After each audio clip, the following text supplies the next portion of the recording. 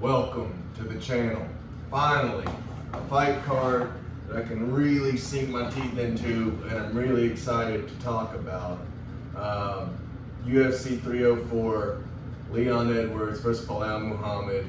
But I'm gonna do something different. You know, everyone who breaks down these fights, they love to start from the bottom and go all the way up. Me, I want to be different. So we're going to stop at the top. We're going to start at the top of the card and we're going to work our way all the way down. That being said, we'll start with the main event, Leon Edwards versus Belal Muhammad. Now, I'll be honest, I hate Belal Muhammad and I'm not biased when it comes to him, although I am good at picking his fights. The only fight I've picked wrong for Belal is his fight versus Gilbert Burns. I thought Gilbert Burns would win that, but he broke his arm in it, and you know, it is what it is. Belal won, gets his title shot, it is what it is. Belal though, you gotta think ring rust is a factor here. He hasn't fought since May of last year. You gotta think, you know, we already saw Leon and Belal fight before, and Leon was piecing him up on the feet, hit multiple head kicks on him, was just piecing him up, and really was looking better than I'd ever seen Leon look until the eye poke. And then you got to think Leon, his last two opponents, Usman and Colby, they're basically better versions of Belal. You know, they're better grapplers, better strikers, better cardio, and you also got to think Belal's 36 now, and you know, I don't think Belal can, you know, out-grapple Leon for 3+ rounds. And so, and so, if you think, you know, it's going to be on the feet for more than 3 rounds, you got to think Leon's going to win it. And even if Belal does get him down in the later rounds, there's not really a threat of a finish. And so, I mean, I just see this being a candy matchup for Leon. And my prediction is headshot, boom. Leon Edwards is going to win again, and he's going to leave Belal crying in the ring for the second time in his career. Moving down the card, Tom Aspinall versus Curtis Blaydes. Now this is a good fight. I love Tom Aspinall. I think that first fight was a fluke. I'm sure many of y'all do too. I think Tom's a better striker. I think Tom's a better grappler. I think Tom's a better athlete. So I'll cut this one short. I think Tom Aspinall by finish, whether it's submission or whether it's knockout, guaranteed, take it to the bank. To our next fight, Paddy the Baddy versus Bobby Green. Now this one is a very, very tough fight to predict. It's probably the hardest fight on the entire card to predict. I do think though there are factors that definitely benefit Paddy. Their age, that's definitely one thing. You know, Paddy's 29, Bobby's 37. The fact they're in the UK, you know, that crowd is going to be a pro Paddy the Baddy crowd. And really their only common opponent is the Jared Gordon fight. And Jared was looking great versus Bobby until that illegal headbutt. And, you know, Paddy and Jared, it is what it is. But, you know, I guess Tony Ferguson's a common opponent too. And Tony actually dropped Bobby, and Paddy was torching Tony on the feet early on. I know Bobby got the finish, you know, later in the fight, but the fact that Tony was able to drop Bobby, that's not a good look for him. This is a tough one. I'm trying to be objective here because I do love Paddy the Baddy, but you know, he is 21-3, and you know, Bobby is 32-15, so you got to keep that in mind. Dang, this is a tough one. I think Bobby's going to underestimate him. I do. I think Bobby's going to underestimate him, be a little too cocky, be flaunting it a little too much, and I think Paddy's going to catch him by surprise and rock him badly and then finish him. So we're going to go with Paddy the Baddy. He's going to become the Kingslayer, and he will win this weekend. Our next fight, Arnold Allen versus Giga Chikadze. A very, very, very, very hard name to say. We'll just say Giga. You got to think Arnold's 30, so he's right in his prime. Giga's 35. One thing that does worry me, Giga is 6 feet tall, and he does have a 4-inch reach advantage, and he also has a 4-inch advantage in height. So that range does kind of worry me.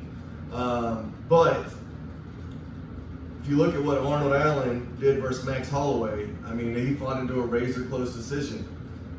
And then you look at what Giga did versus Qatar, and Qatar absolutely butchered him. And then Max, I mean, there was 5 levels between him and Qatar. So, you know, I'm actually very confident that Arnold Allen gets it done this weekend. I think Arnold Allen's just too strong for him. I think he's just going to pressure him, get inside, and he's going to fuck him up. To our next one, Muhammad Mokaev versus Manel Kape. Now this one is another fight I'm super confident in. Mokaev looked awful his last time out.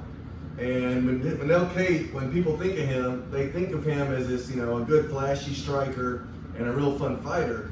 But what if I told you he took down Pantoja 2 times? You know, if you can take down Pantoja twice, your grappling isn't that bad. And then seeing his awful, how Mokaev's takedowns look versus Alex Perez in his last fight, you know, I have a feeling this fight's going to take place on the feet, you know. And I think Kape is a 1,000 times better striker than Mokaev. Mokaev he has a ton of holes in his striking, and I think Kape is going to expose him, and the fraud check is going to be in full effect. That being said, Manel Kape, take it to the bank.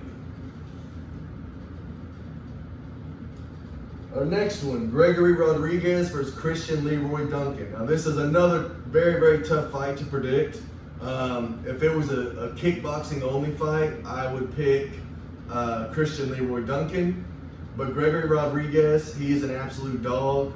One of the toughest fighters in the UFC. We all remember that huge, nasty cut on his face.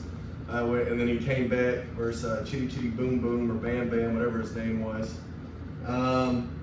But I think Gregory's going to get hurt. He's going to realize, hey man, this guy, he's no joke on the feet, and he's just going to close that distance, get his hands on him, and get him down. And I think Rodriguez, I think he'll win with his grappling. I'm not sure if he ground and pounds him. I'm not sure if he wins by decision or if he wins by submission. But I think Rodriguez's toughness and grappling will be the 2 big factors. And also, he's an inch taller than Leroy Duncan, who is usually the rangier fighter. He does have a longer reach, but the fact that Rodriguez matches up with him size-wise, I think he'll be able to get his hands on him easier. So I'm going to go Gregory Rodriguez on that one. Molly McCann versus Bruna Brazil. Y'all know I don't care about women's MMA. We'll say Molly because they're in the UK. Moving down the card. Nathaniel Wood versus Daniel Pineda. Nathaniel Wood's 20-6 and actually a very skilled fighter, and Pineda is 28-15, and they're also similar sizes, but they're not similar skills. I think this is an absolute layup for Nathaniel Wood. I would be stunned if he lost this one. So we're going to go Nathaniel Wood all day long. He's just a better fighter. Callan Lugren versus Jake Hadley. Now, this was not the original matchup. Jake Hadley's taking this on short notice, and he's also coming off 2 losses. The loss versus Charles Johnson isn't as bad as I originally thought, but still, coming off 2 losses, doing a short notice fight, up a weight class, doesn't seem like a good idea. And that being said, I'll take Callan because he's on a full fight camp. Mick Parkin versus Lucas Bresky. This is another easy one for me. Mick is 9-0, undefeated fighter. and his opponent is 1-3 in his last 4. So let's not overthink it here. We're going to take Nick Parkin all day. Oben Elliott versus Preston Parsons. Well, Oben is on a 6-fight win streak. I like that a lot, and his opponent's 2-2 in his last 4. That being said, we'll take Oben. Sam Patterson versus Kiefer Crosby. Well, this is a super easy one to pick. Sam Patterson 6'3", Kiefer's 5'11". Sam Patterson has a 78-inch reach, and Kiefer has a 70-inch reach. And then also, Patterson's also a negative 350 favorite. So, yeah, we're going to go with Sam Patterson all day long. Shauna Bannon versus Alice Ardolina. This is another short notice replacement. We're going to go with Shauna Bannon. She's on a full fight camp. The other girl's making her debut. And Shauna's also taller and has a bigger reach. So we'll take Shauna Bannon in this one. And then finally, to the opening fight of the card, Modestas Bukauskas versus Martin Pracino. Trash fight, but Bukauskas, he has a 4-inch reach advantage, and then he's also 30 years old, and Marcin is 36 years old. I think those two stats, they'll play a big time role in this fight, and we'll take Bukauskas to win this one as well. Probably a boring decision. We made it through the entire card. Let me know in the comments what you guys think, and I'm looking forward to this weekend. Have a good one.